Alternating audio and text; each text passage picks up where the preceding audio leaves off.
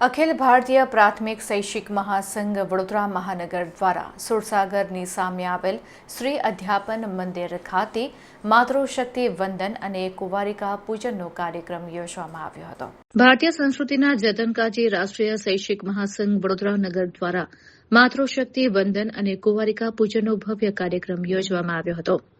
પ્રાથમિક શૈક્ષિક મહાસંઘ ગુજરાત દ્વારા ભારતીય સંસ્કૃતિ અને સંસ્કારોનું સિંચન કરવાના હેતુથી અવારનવાર વિવિધ કાર્યક્રમોનું આયોજન કરવામાં આવે છે. જે અંતર્ગત 2 એપ્રિલના રોજ ચૈત્ર પૂનમે શ્રી અધ્યાપન મંદિર સુરસાગર સામે વડોદરા ખાતે અત્યંત ભાવસભર વાતાવરણમાં માતૃશક્તિ વંદન અને કુંવારિકા પૂજનના કાર્યક્રમનું ભવ્ય આયોજન કરવામાં આવ્યું હતું. કાર્યક્રમના તમામ મંચસ્થ મહાનુભાવો દ્વારા દીપ પ્રાગટ્ય કરીને કાર્યક્રમની શરૂઆત કરવામાં આવી હતી. ત્યારબાદ સરસ્વતી વંદના કરવામાં આવી.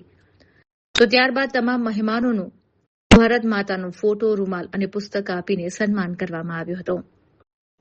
કાર્યક્રમના મુખ્ય આકર્ષણ સમાન કુંવારિકા પૂજનમાં નાની બાળાઓને દેવી સ્વરૂપ માની તેમનું અખિલ ભારતીય રાષ્ટ્રીય શૈક્ષિક મહાસંઘના સહસચિવ પલ્લવીબેન પટેલ દ્વારા શાસ્ત્રોક્ત વિધિથી પૂજન કરવામાં આવ્યું હતું.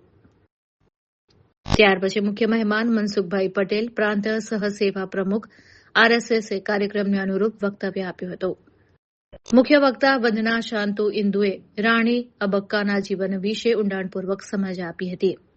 તો ભારતની નારી રત્નો વિશે પણ વાત કરી હતી. આ કાર્યક્રમમાં રાષ્ટ્ર સેવિકા સમિતિ વડોદરા મહાનગર કાર્યવાહિકા ધરાબેન પંડ્યા, શોભાબેન રાવલ, અધ્યક્ષ મહિલા સુરક્ષા સમિતિ ગુજરાત અને શ્રી અધ્યાપન મંદિરના આચાર્ય અલકાબેન ઉપસ્થિત રહ્યા હતા.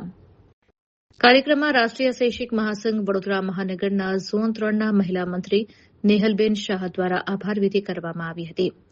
કાર્યક્રમનું સંચાલન વડોદરા મહાનગર શૈક્ષિક મહાસંઘના મહિલા સહમંત્રી છાયાબેન ચુડાસમા દ્વારા કરવામાં આવ્યું હતું.